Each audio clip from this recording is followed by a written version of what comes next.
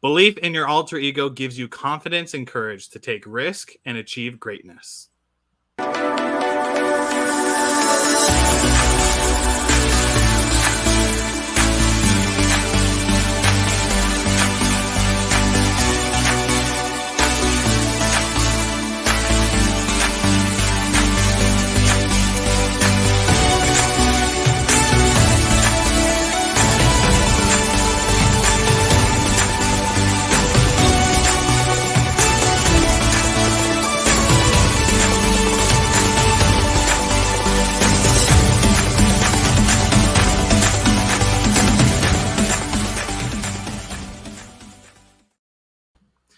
Hello, champions. Welcome to another episode of Champion Reads, where we talk about best-selling books by best-selling authors.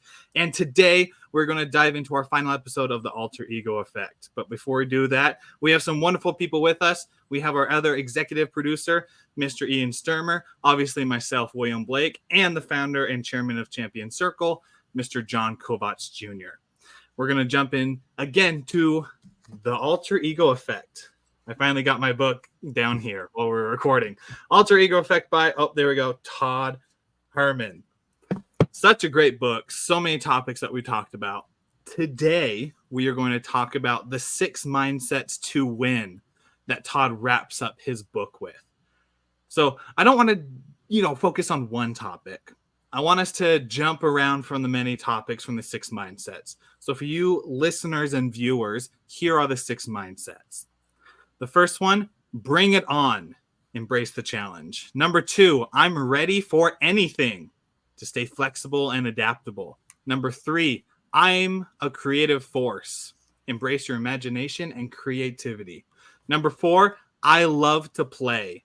Keep a playful attitude. Number 5, I wonder what will happen. Appreciate...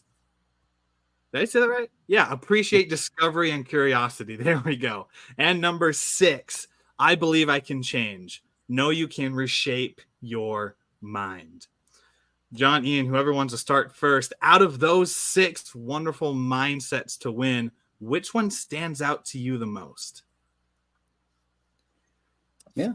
Okay, I'm going to... Go ahead, John. No, go ahead. I'll throw the ball to you. Oh, okay. I was going to start out with... I love to play, have fun with things. So just an example with that, a lot of my day job is life insurance. And I've discovered that is not a playful, fun thing to talk about.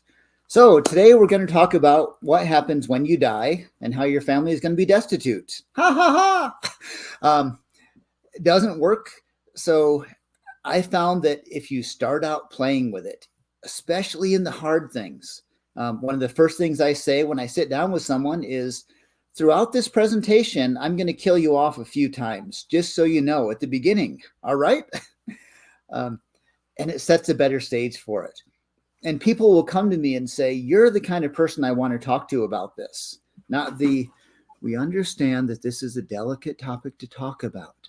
So as we go through your finances, and what no one wants to hear that.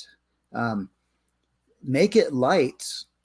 People listen. They want to enjoy things with you, even in the most boring topics you can imagine, like life insurance. So find a way to make it fun. I love that we started with play, and I wanted to jump in there too.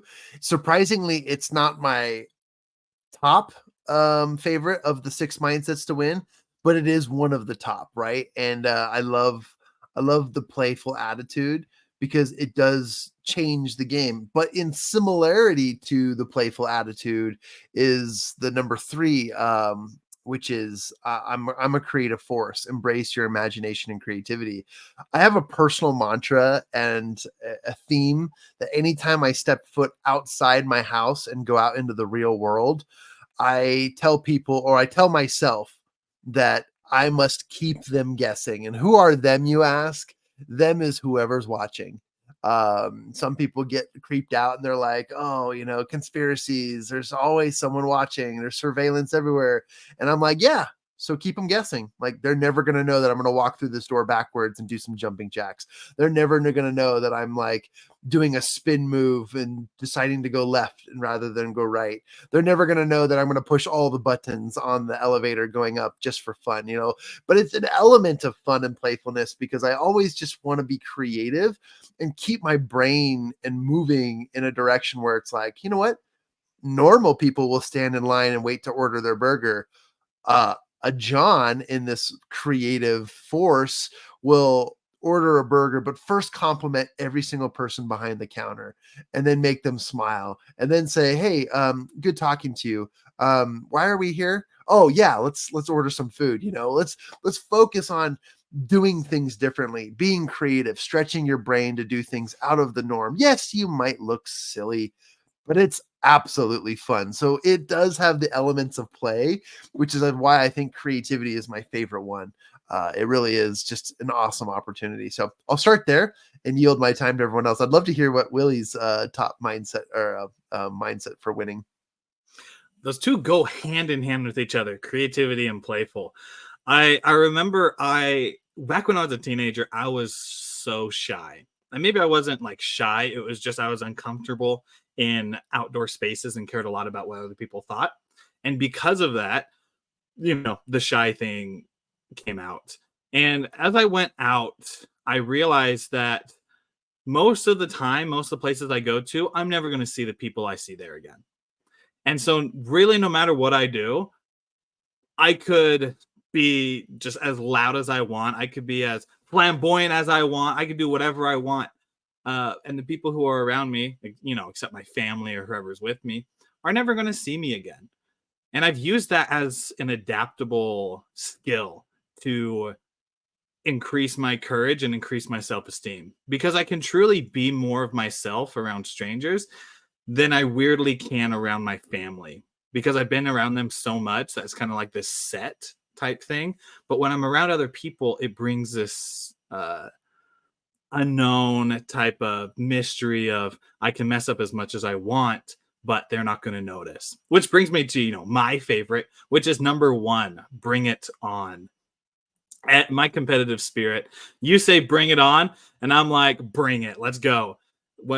Whenever I played soccer, or basketball, or volleyball, like inside my head, if we're losing or just like right at the wire, I say bring it on. And there's this flip of the switch, my alter ego effect comes out. There's this switch that happens to where all of a sudden I'm just more focused and dialed in on just the competitiveness of everything that's going on, and all my physical attributes get elevated like a time and a half or 2 times. And it's just such a cool thing. So bring it on is my favorite out of all of them. I love that. And I think that's the basis of everything is you just have to do it. You have to get involved, allow yourself. I was in an old job. We had a kind of a mixer, and Christmas they had a competition to see who could decorate themselves the best with some little streamers and that. Time I said, okay, let's put as much as possible all over me. And I just had streamers coming out of my hair and ears and nose and everything. And like you, I thought these people, I'm never going to see most of them again. But if I do, they're going to remember me as the guy who went all out and did it. Which for a guy who was kind of shy, that allowed me to just step out of that and say, okay, right now I'm just going to be the guy who does it. And it's amazing how easy that is to step into that alter ego. Just a change of mindset and say, you know what? I'm going to go for it. This is it. I'm going to win this because if I go all out and come in second, it's going to be embarrassing. So you got to go all in. So. In lieu of not trying to cover all of the different mindsets, that sparked an inspiration in me about, the curiosity factor, right? Which is part of the I wonder what will happen, number 5, appreciate discovery and curiosity. And I think that if you do have just that idea that you believe that you can change, that you're ready for anything, that you can bring it on, all of that comes to somebody who is open, right? That characteristic of openness and being willing to take on anything. I love that. And I think that curiosity, someone once put in my mind as a young child, and I want to go back and slap them in the face with a white glove and just say, why did you put that in my brain as a kid? As a kid, I was taught that curiosity killed the cat. And I should have been witty enough to say, well, it's a good thing they got 9 lives because at least they'll learn, right? Because man, oh man, curiosity has never been a killer for me. Curiosity has always led to greater understanding, to greater clarity, to greater awesomeness, to happiness, to joy. It has led me down some uncomfortable paths too. It has led me to paths like I should turn around and reverse what I am doing. But curiosity hasn't always been a negative for me. In fact, curiosity has been like the seedling of yearning to learn in my life. And I find this very, very interesting. And, Willie, as I look at all of these different mindsets to win, these are great affirmations anyone could use to just wake up in the morning and look in the mirror and say, bring it on. I'm ready for anything. I'm a creative force. I love to play. I wonder what will happen, and I believe I can change. Like, those are powerful things you can say to your face in the mirror every day to get yourself to a place where, wow, my level of success, my energy, my frequency of aptitude is really set up for success just by having these particular mindset focuses. And it really kind of struck me as we were talking about that. I love the topics that we're talking about. Let's have a little bit further discussion about kind of a curveball I'm going to throw at you too. We talk a lot about the positive side. We talk a lot about our strengths, but what we don't tend to do as humans is talk about things that we might not do so well. So the curveball I'm throwing is, out of these 6, which one do you least resonate with? And or which one do you feel like you are of lesser strength in? While you two are thinking about that. Oh, John, shoot it. Go ahead. Yeah, easily. And I can right off the bat say number 2 is I'm ready for anything. That's a great attitude. And I love being a flexible, adaptable person. But let's be honest, I am a human being. I am not flexible nor adaptable. I haven't been able to touch my toes since, well, actually never. And it's because I have a laziness about me that doesn't want to actually stretch after workouts or before. But as far as like being malleable, which is one of my favorite words, I am not ready for everything. And not my attitude really isn't. Like, I can say bring it on because I'm up for the challenge. But as far as like staying flexible and being adaptable, that's probably the biggest struggle I have, is having that attitude, because my mindset is so positive where I don't even see curveballs coming. And that's where it gets me. So if you have an 100% optimistic attitude, your default or your downfall is going to be that you don't see the negative coming. And some people are like, well, if you're just so positive, you'll be able to deflect all negativity. And that's not true, because humanity wasn't designed that way. You're going to get curveballs. I stubbed my toe on the greatest day of my life, and that was unfortunate. I walked into the wrong conversation at a networking event, thinking I was just meeting people and positively building relationships. Nope, that was drama and a bunch of gossiping going on. Like, I get it. Like, I'm not prepared always, and I don't have the mindset to prepare for those. My regular reaction is just to get up and walk away, and we're walking the other direction, which again is what I was taught as a kid, to just like, oh, if you see evil, hear no evil, speak no evils, whatever, walk in the other direction. And I guess that's a good way to stay out of it. But I'm not flexible. I'm not able to be adaptable to those situations. And I feel like that has definitely deterred me from a greater level of success. Because if you walk away from problems, if you walk away from challenges, you never learn how to face them. So that's my number 1. I love that. I'll jump into unless Ian has his, I'll jump into mine. Mine is, it's funny how we're almost touching on all of these. Mine is number 5. I wonder what will happen. Because I love to know what's going to happen. No matter what it is. There is a reason why I love to watch reruns. There's a reason why I binge watch the same series over and over again. It's because I know what's going to happen at the end. And whenever a new movie comes up, a new show pops out, I have to be very inclined to be able to get there. But not just on the show side, but just in being curious and have that adventurous side in general. I just like to know what's going on, and that unknown is very uncomfortable for me, and I tend to let it go in a procrastination form, to where I'll put it off and off and off until either the deadline hits or the opportunity passes. And the first thing that pops up into my head, it was about 2 years ago. I was dealing with insurance stuff, and I was talking with several agents. And as I was talking with them, I'm just like, I don't know what's going to happen. They're like, oh, you got to call this person, and they can set it up really easy peasy. And it was coming towards the end of the year, and I'm like, I just really don't want to call them. And it was that pressure of the deadline that thankfully I was able to call the person and get it set up.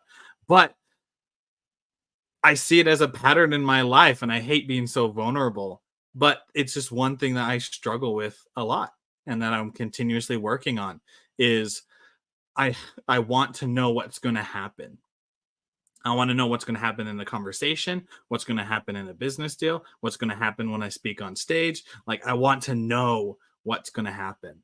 And so that's, yeah, appreciate and curiosity, wondering what's going to happen out of those 6. That's the one that I'm struggling with the most. What about you, Ian? Yeah. And say with all the planning we want to do as entrepreneurs and building everything, it's hard to get that that flexibility and wonder what'll happen because we want to plan it all out. But I'm actually going to say, okay, I just did my last thing on like how Bring It On is the basis of all of this and the excitement, the enthusiasm, and that's not me. I am not a cheerleader. I am not a get up there and, I see the motivational speakers, the ones that like to yell a lot, and I turn it off. That's not me. I'm trying to act it out here and be my alter ego because of this book and Willie's recommendation for this book and sound more excited, but I'm not a get super excited about something. I'm going to sit down and try and plan it and work out the details, and I can imagine it going forward, all of that, but takes me a while. I don't say bring it on until I've finished doing it. Then you can bring it on because I've already done it. It's a lot easier that way. But getting that excitement, that Rocky music playing as I step into the boxing ring that's the challenge for me. I'm not ready to embrace all those until I've got all the details worked out. And that's something I feel that this came up as a thought as I was thinking about the final episode for today, was that this isn't a book that we tend to really go for. It was very uncomfortable for me to, one, suggest the book, but two, as we've had these discussions, they're not things that we're very expert in. Like we've done books on The Richest Man in Babylon, The Magic of Thinking Big, The One Thing, one just popped out of my head, Outwitting the Devil. Like we've done The Go-Giver, that's what I was thinking. We've done so many books to where we can dive deep because we know and we're expert in them and we do it every day. The alter ego effect is just something that we haven't really paid much attention to. And because of it, I think we're having a very different conversation over these last couple episodes, because it's not our expertise. We're all discovering these new thoughts together. At that same time, it's such a beautiful thing and such a powerful thing, because we ourselves right now are getting outside of our comfort zone live on an episode, right? We are recording ourselves with our raw and our real thoughts. And there's something to be said about that. Yeah, I'll add to that, Willie, because I think it's very, very powerful to recognize that as we're diving into these positive affirmation qualities that are here, one of the things I realize is that there's positive qualities in all of these, but there's also uncomfortable qualities in each of these that we have. And so while some of them are really, really powerful, we tend to say, I am this, but I'm not this, and I want to be this, but I'm not this all the time. And that's funny because, again, it is a concept that's really stretching us. And I have thoroughly enjoyed these conversations because it is putting me in a place where I'm not saying the usual shtick of stuff I usually say. Like, rather, it's causing me to think and to really dive into a more authentic and genuine perspective, which are not words people would generally associate with alter ego. Alter ego sounds masky, fake, different, acting, right? It sounds quite the opposite. But if there's anything I've learned from reading this book and from learning from a lot of our discussions, is that, again, full circle, going back to, is Superman Clark Kent, or is Clark Kent Superman?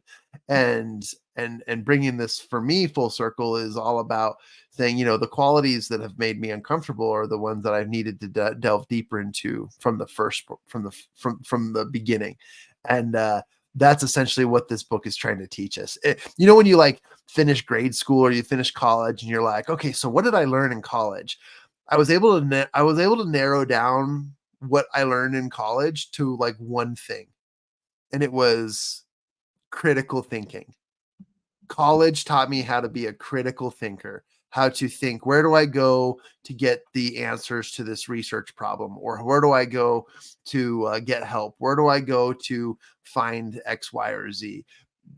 How to solve this equation? College taught me how to be a critical thinker. And so for this book, I think it narrows it down for me. Is I believe that this book is teaching me to really embrace the uncomfortable and make it become or absorb it so that it becomes my reality.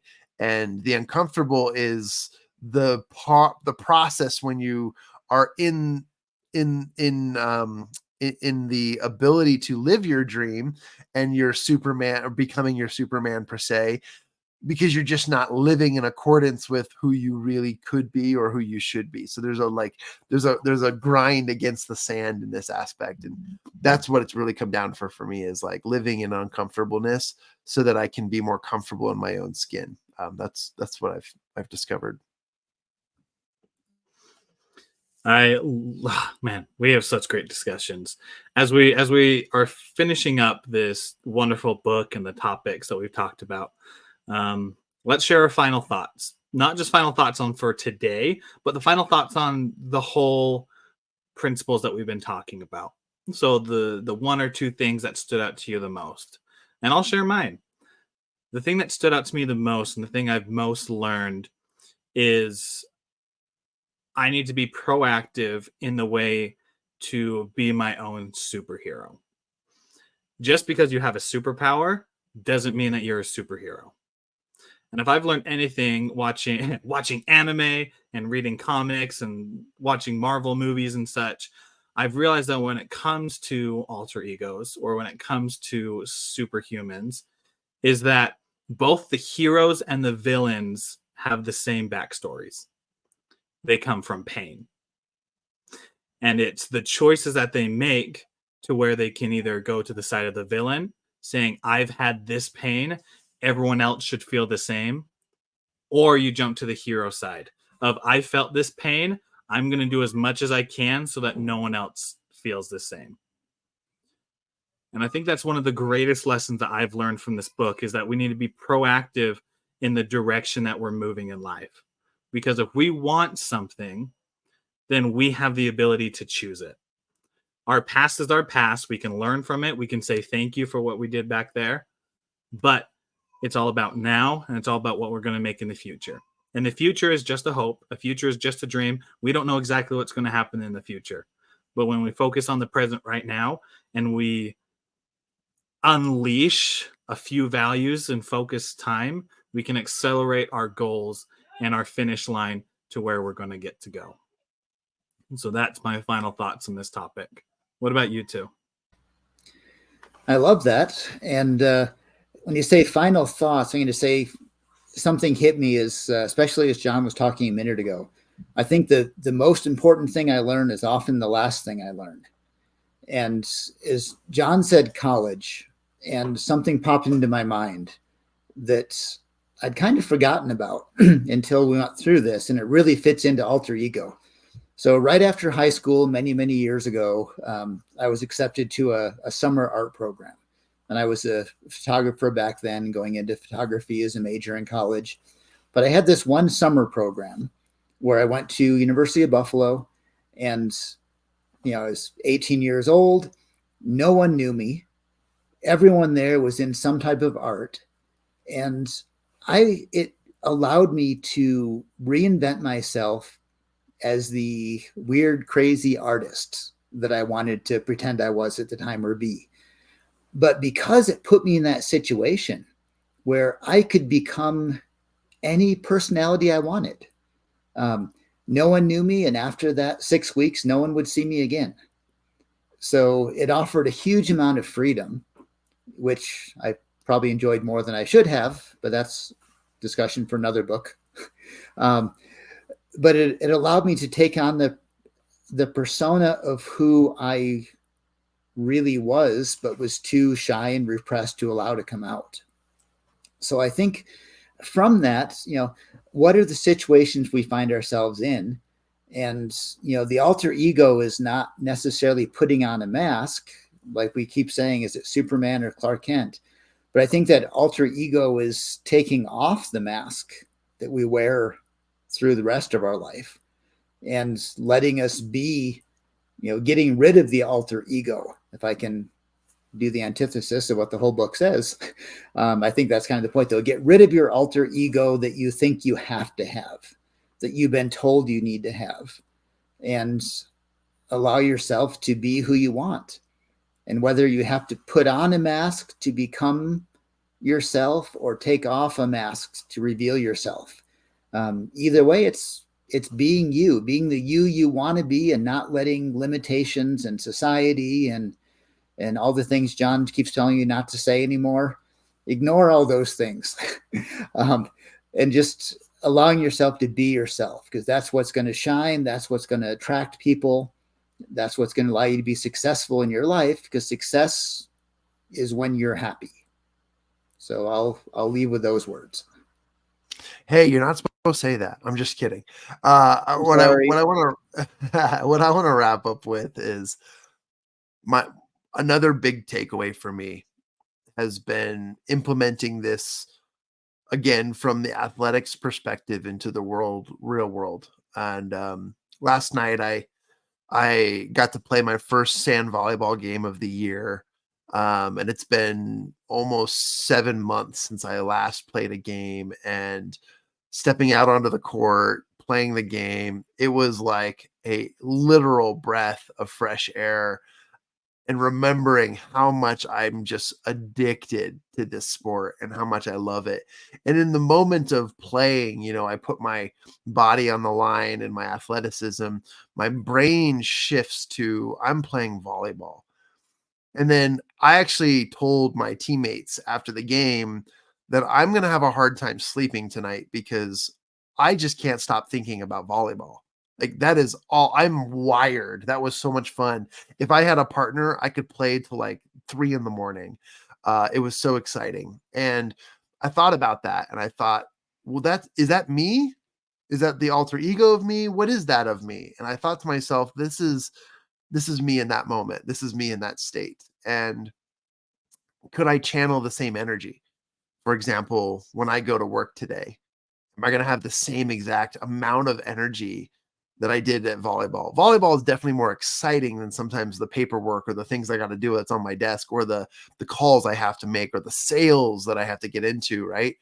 But at the same time, if I just change my perspective, and many of you have heard my speeches, and when I get on stage, I have a, a methodology we teach called state changers. And state changers are adrenaline boosted, forced state changers that cause your brain and your biological compounding to focus on something different. You have to interrupt, and that's something in the psychology world they call it a pattern interrupt. But you've got to interrupt what you're currently doing and change the course. And when I go from volleyball to the house, and my brain is like wired because I just was like, it's like a golden retriever who just got a ball thrown for him, and now all I can think about is being, throwing more balls and chasing more balls, and that's how I felt. But as soon as I did my breathing exercises, I calmed down and I came down to my present level, and I realized, okay, I can safely and comfortably sleep tonight, and it's going to be amazing. So for me, the big takeaway was applying this in my life and experiencing the fact that I do have the ability to control every part of my life. And the moments I feel out of control is when I need to interrupt, I need to change my state, and I can use the exact same energy of who I am and that source of energy to be the superhero in every aspect of my life, not just sports, not just business, not just speaking on stage, but I can also do it as I breathe and change my state and my attitude for my sales calls, for my paperwork, for my taxes, for all of the above. And yes, it is effective. And yes, it works for me. What a wonderful thought to end on. That finalizes our topic of the wonderful book, The Alter Ego Effect by, as I get above my name, Todd Herman. If you guys have not read this book, go ahead, get your copy, whether Audible or paperback. I got myself the hardcover. So, because, it's one of my favorite books.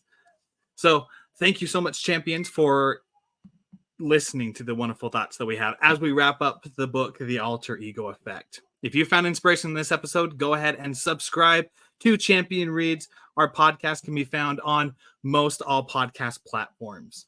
And we'd love to hear from you out of those 6 mindsets, which one stood out for you. So you can go ahead and go to our website, mychampionscircle.com, and there you'll find our social links as well as our email that you can send us which one stood out to you. And until next time, be the best version you can be, the champion in your life, and always turn on that switch because you are the best version of who you are right now. And as you take little steps, you can finally get towards that legend that you are meant to be. We'll see you on the next episode of Champion Reads.